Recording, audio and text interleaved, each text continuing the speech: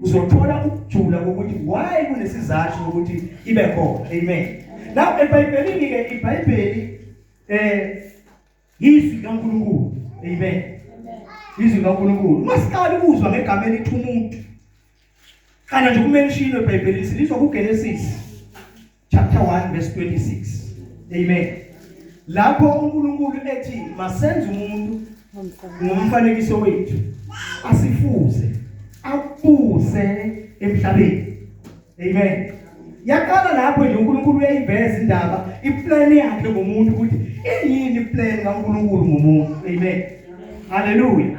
uNkulunkulu ulethe umuntu emhlabeni because uNkulunkulu ucabange ngombuso wakhe. Wayefuna uku-extend his kingdom from heaven to earth. Amen. Amen. Amen. Wayesethi uNkulunkulu masenze umuntu ngomfanekiso wethu asifuze abuse emhlabeni. Amen. Abuse emhlabeni. Now, manje iBhayibheli abuse emhlabeni umuntu lithi abuse phezu kweinkomo. Amen. Inkomo sidla utshani la emhlabeni akubazalwa. Liphinde lithi futhi makabuse enyonini zezulu.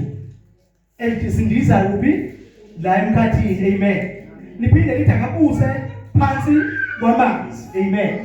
Ngamanye amagama umuntu unikezwe uNkulunkulu ukuthi umuntu athi take control umhlaba. But ukuze akwazi ukucontrol umhlaba kufanele uqapha bakhe noma ukugada kwakhe umhlaba ngoba kube kwezindlu zomuntu ukuthi umuntu awunakekele awugade umhlaba unga-invadwa inoma ngabe iziphi izinto ezizo-invade umhlaba zilone iplan kaNkulunkulu. Amen bazalwane. Hallelujah. Hallelujah. So ukuze abantu bakwazi ukuqaphela bagade umhlaba uthi uNkulunkulu babuse phezulu inhlanzi babuse phezulu inhlanzi ukuthi babuse kuphi emanzini nangaphansi kwamanzi. Amen.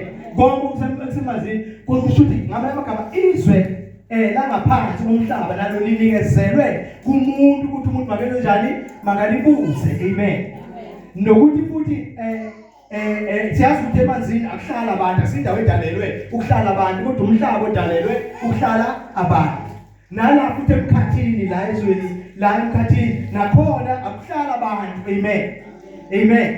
Kodwa uNkulunkulu mabantu bababuse babuse laphezu kwezinyoni zani zezulu. Kusho ukuthi ngamanye amagama uNkulunkulu ubanikeza ukuthi mabaqaphele ezweni likamoya kungabi nezinto ezivela from ezweni likamoya zikwazi ukungena zisemhlabeni.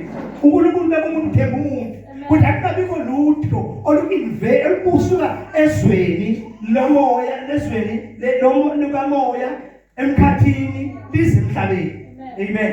Kungabikho lutho futhi olusuka kuphi phansi kwamanzi luze kuphi emhlabeni. So but kuze umuntu okwazi ukugcina umhlaba kaNkulunkulu unga-invadwanga izinto ezohlukumeza umuntu. Amen bazalwane. Zishintshe yonke isystem kaNkulunkulu. Yonke isystem kaNkulunkulu kungabe kusaba isystem kaNkulunkulu. Amen bazalwane. Kodwa kube isystem kaSathane. Abantu fanele bazi indaba yabo, bazi indawo yabo ukuthi babe ngoNkulunkulu ukuthi babuse emhlabeni. Sine mandate. Imandate ukuthi kanjani sibuse umhlaba kaNkulunkulu. Amen bazalwane. uNkulunkulu uthembe ethi uNkulunkulu ukhethe abantu ukuthi akafuna ukubambisana nengilosi, akafuna ukubambisana nanoma isiphi esinye isidalwa, kodwa makubuya endabeni eplan kaNkulunkulu uNkulunkulu ukhethe ukuthi ufuna ukubambisana nomuntu. Wathi ke umuntu yena uzoba uNkulunkulu emhlabeni. Bese lifundile lelo verse uSisinomoya ukuthi uNkulunkulu ku-82 uthi ngathi ningoNkulunkulu nini. Amen. Ngathi ningoNkulunkulu kusho ukuthi thina sidla emhlabeni sibe ngoNkulunkulu njengoNkulunkulu bala emhlabeni. In other words ayikho into ekhona la emhlabeni above umuntu. Amen bazalwane. Umuntu u-above everything ekhona emhlabeni. That's why kuneverse eBhayibhelini elithi uNkulunkulu wamenza umuntu wabeka phansi hayi ngaphansi kodwa ngaphansi nje kwakhe. Amen. Ngamanye amagama kusho ukuthi makureyithwa izinto ufike noNkulunkulu then bese bawumuntu kusho zonke izinto ezidalile. Amen bazalwane. So into yokuqala ke kufanele sazi position yethu kuNkulunkulu. uNkulunkulu usibeke kuphi. Amen bazalwane. Amen. Hallelujah. Amen. Igama lenkosi malibonga. Niyabona ukuthi bakhulu kangakanani emhlabeni. Amen. Ziningi ilwane, ziningi izinto ezidaliwe, ziningi izinto othi uma uyibheka wena umuntu uyibheke ubona ukukhulu kaNkulunkulu. Amen bazalwane. But uNkulunkulu yonke into ayidalile akathi mayibheka azibona ukhulu wakhe kodwa mayibheka umuntu amembazalwane uyazibona uyisibuko sakhe umuntu uzibona kumuntu uNkulunkulu uthokoza ngokuzibuka umuntu amenze wafana naye wafuza naye wasemnikeza umsebenzi omkhulu wokuthi akuse emhlabeni bese iBhayibheli uyini umuntu ukuthi umnake kangaka uzowabeka kuye yonke imisebenzi yezandla zakho amembazalwane so amagama yonke into edaliwe ibekwe kulawulo lomuntu amembazalwane haleluya haleluya haleluya so ngiyayibona ukuthi impela kaNkulunkulu ngomuntu ukuthi yini makabuse lalela bazalwane uma ngabe emhlabeni kukhona into engajabulisi khona into engathandeki khona into ebuhlungu kukhona ukugula khona ukufa khona ukuswela noma yini enye into engathandeki okwazi ukuthi ize ngokumuntu azangasebe asadlale irole yakhe amen amen haleluya now ukuze umuntu akwazi ukubusa umhlaba uNkulunkulu ngendlela uNkulunkulu awufuna uyiyo amen haleluya uNkulunkulu uthi umuntu angabi nabanye ngaphandle kwakhe amen ngamanye amagama uthi ungabi nabanye uthi ungazenzeli isithombe nomfanekiso ukuba usikhonze angazi noma nanizwe imbazalwane uzathi ungazikhothameli even nawe uqobo ungezinjani so ngamanye amagama uthi uNkulunkulu wena umkhulu kabi awukwazi ukubonakala sowukhothama kwenye into ngaphandle kwami kuphela njengoNkulunkulu. That is the only way esikwazi ngayo ukuvala izwe likamoya ukuthi esizweni likamoya ungabikho into ezayo ingene emhlabeni ezobazalwane ingene iwone umhlaba because la ezweni likamoya there are so many spirits kunemimoya kunani bazalwane le mimoya thina bazalwane sibiza ngamadimoni imoya engcolile emimbi lezobazalwane ayikwazi ukuza emhlabeni lezobazalwane ayikwazi ukuza emhlabeni unless ube umuntu oyinika indawo yokuthi ikwazi ukuza emhlabeni. The only thing umuntu angayenza ukuthi umoya osemkhathini noma imimoya esemkhathini ize emhlabeni into ayenza ukushinda indawo yakhe bese bonakala eseguqa kwezinye izinto ezidaliwe kunalokho okudaliwe then usukile endaweni yakho then so uvula igate ezweni likamoya uthi ke manje seyingangena iphume ngoba iaccess yokungena bani nguwe ngoba wenza njani usuke endaweni yakho wakhothama entweni ongafanelekile ukuthi ukhothame uzona amen haleluya so kanjalo abanye bakhothama entweni abantu bakhuluma ngokhothama entweni asinye bayayikhandela zona bese beguqa abantu boNkulunkulu abantu bakhothama entweni eziningi abanye abantu bathatha izinto ilwane ehlale emanzini basenza uNkulunkulu bakhothame kuzo abantazana abanye bathatha inyoka bakhothama bathatha yonke abanye benza abakhofu bakhothame abanye bakhothama bavusa imoya abantu abangasekho bakhulume kuyo bakhothama bakhonzathe kuyo kama inkosi mabo so ngokwenza njalo awenza vulnerable umhlaba kaNkulunkulu ukuthi ukwazi ukuthi uinvade amembazalwane imimoya ngoba manje sosuka lonke njalo wasuka endaweni yakho. Yena iBhayibheli lithi umoya ombusi uvukele ngoba wena ungumbusi maka umoya ombusi uvukele umoya kaSathane ithi kodwa qaphela into eyodwa ungayishiyi indawo yakho. Yiphi indawo yakho la? Indawo yakho wena ukhona njengombusi amembazalwane ukhona njengombusi so awukwazi ukumkhothama noba ngabe ikuphi. Haleluya. Abantu abayazi kahle lento yokuqaphela nokunaka umhlaba amazwe liyaziwa izwe baligadwa ukuthi gadwa izwe kuba namasotsha asemanzini kuba namasotsha asebenza kwelikamoya kuba namasotsha asebenza la emhlabeni bonke labantu bagada ukuthi akungabikho mhlawumbe izitha eyivela kwelinye izwe eziza through amanzi bakungabikho izitha eziza la ezweni lakithi eziza mhlawumbe zindiza phezulu abembazalwane so that's why igadwa ngayo yonke indlela so nathi uNkulunkulu kufanele sizazi thina masikholwa kufanele sizazi masikholwa ukuthi thina siluhlanga abembazalwane sigeneration noma thina sikhethwe uNkulunkulu thina sikholwa sabona ukukhosi kaJesu abembazalwane sikhethwe uNkulunkulu ukuthi sazi ukuthi oyini umsebenzi wethu abembazalwane ukugcina the system of God la emhlabeni kube yiyona esebenzayo abembazalwane ukuthi isystem kaSathane ingakwazi ukusebenza why ingafuneki isystem kaSathane lekhona ngoba uzaphela ukuzokweba nokubulala nokubhubhisa Amen. Hallelujah. Usithi njengoba ngikhuluma la abantu bazalwane bagcwele ibhedlela. Amen. Abantu bagcwele kuphi? Ibhedlela bayagula. Amen. Kufanele ukwazi ukuthi noma yimuphi umuntu mayegula umuntu akaguli nje ngoba egula. There is a spirit behind each and every isifo esiphethe noma esaliphi igama. Kunomoya othize abembazalwane owavulelwa sukuthuzela abembazalwane. Wavulelwa okwazi ukuze emhlabeni kuthiwa manje sengikwazi ukungadiphayi usukela lokuhlalela ukusukela lokuhlalela usukela lokuhlalela ukwazi ukwenza umsebenzi kaSathane emhlabeni ube visible. Amen. Siphila emhlabeni sibe singa enjoy ukuphila emhlabeni. Kunezinto ezila emhlabeni uNkulunkulu ayethe ayasidalela ukuthi izela emhlabeni. Kodwa ngenxa yethu ukungazi indawo yethu nokusuka endaweni yethu sesingenile emhlabeni zawona umhlaba. But uJesu mayeza uza ukuzoreplace ukuzobuyisela isystem kaNkulunkulu emhlabeni abembazalwane. Ulethe isystem kaNkulunkulu. Siyazi ukuthi uJesu mayeza emhlabeni the main purpose ayizele. Yes, wazele ukuthi afe endaweni yethu.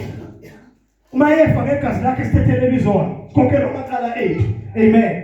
Hallelujah. At the same time mayeza uJesu uze emhlabeni weza njengomuntu ukuze azodemonstrate phakathi kwabantu ukuthi umuntu uhamba kungapha amandla mayiphila emhlabeni.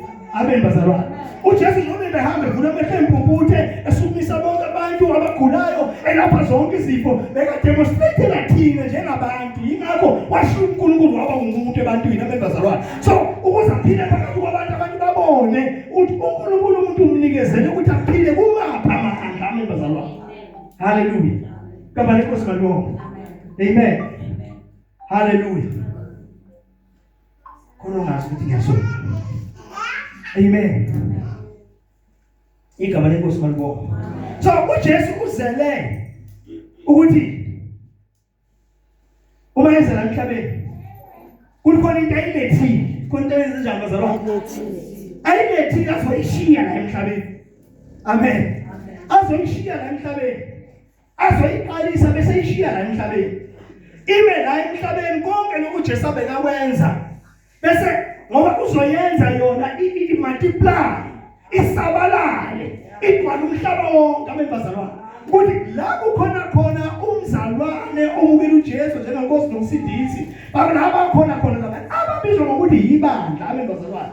Bangabantu bokuletha isystem kaNkulunkulu emhlabeni. Amen. Izwe linesystem yalo. Nese bazalwane. Izwe lesikuzo zonke izinto, kuzo yonke ingxenye yempilo, izwe linesystem yalo. When it comes to imali, amen. Isystem yasezweni ithi yonga. Ithi njani? Ithi yonga. Yakhe ingolobani beka imali yakho bank ulungiselela retirement okanye ulungiselela ukuthi ukwazi ukuqhubha isikhathi eside. Isystem yezwe leyo. Kodwa isystem kaNkulunkulu, ithi lokho uNkulunkulu akunikeze kona kuyimbewu kwenzenjani kutshale kuze kwazi ukumultiply abembazalwane. So uNkulunkulu kube ngathi uyalahlekelwa kanti uzozuza. Kusathane kube ngathi ufuna ukuthi uzuze kanti wenza ukuthi lento eyimbewu uyabona imbewu oyibeke ndawonye ungayitshali ihlala ingako ine possibility yokuphela nokwakho. Akazoba ngizwe bazalwane. Amen. Hallelujah. Igama lenkosi malibonga. So bengidlula lapha. Bengidlula nje. Igama lenkosi malibonga. Ukuthi sazi ukuthi yini injongo kaNkulunkulu ngomuntu emhlabeni. Amen. Bathi ufuna kwelinye igiya manje. Amen. Leyo bengidlula nje ngoba iyona ebonakala kangcono, ezwakala kangcono ngoba inezinto ezipractical kakhulu amen bazalwane. Amen. Bathi ngifuna siye la ikhondane nabantu asebabazalwane asebengabantwana bakaNkulunkulu aba-understanda ukuthi iyini purpose kaNkulunkulu ngokuphila kwabo emhlabeni abembazalwane. Amen. Labona ufuna ukunderstanda kahle uNkulunkulu mayeletha abantu uNkulunkulu balethele just iplan yakhe balethele ipurpose yakhe. Masiphilela emhlabeni asisiphileli thina kodwa siphilela loyo wasidalayo abembazalwane. So but unfortunately indaba umuntu wayiphila bangaye. Amen.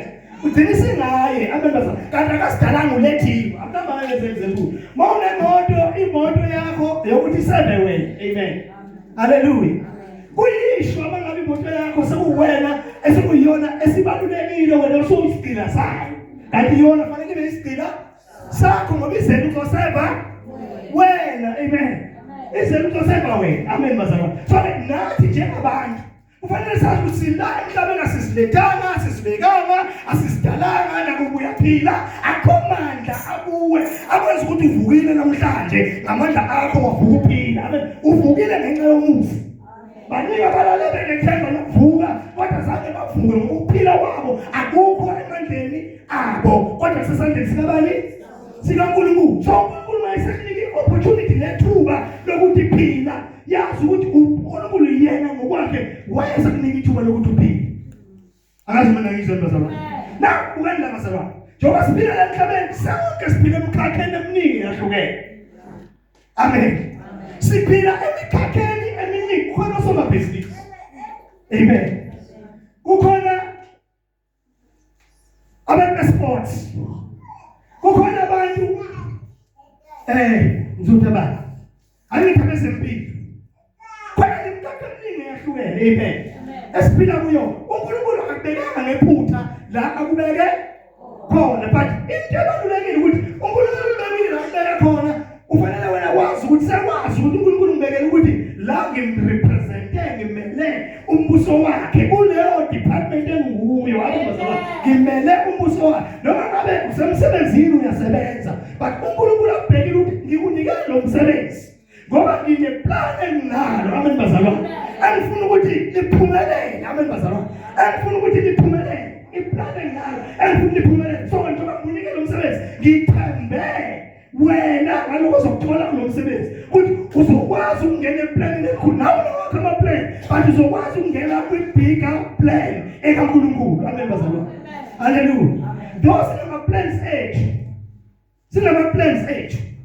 Let's take for instance sinama-families. Amen bazalwane. Nalo ne-family unamaphupho nama-dreams anawo nge-family yakhe. Amen bazalwane. But phakathi kuleyo family uNkulunkulu ubheka ukuthi kuleyo family lekhumbula eyakhe plan. Angazi mina ngizwe yini. Kuleyo family okuyo wena khumbula eyakhe plan. Ukuthi eyakhe plan is about his kingdom. That's why iBhayibheli lithi funa liqala umbuso kaNkulunkulu. Nokulunga kwakhe. Bese lithi that okunye konke kuzonesezelwa kithi. All other things shall be added unto you. Amen bazalwane. Amagama kusho ukuthi we are here on earth for the sake of the kingdom of God. Amen bazalwane. So in other words, it means we must be God's kingdom minded. We must be God's kingdom minded. Whatever area empilo phila kuyo, whatever yenza, you must be God's kingdom minded. Because uNkulunkulu when he created man for his kingdom here on earth. Habakkuk 1:15 verse 16.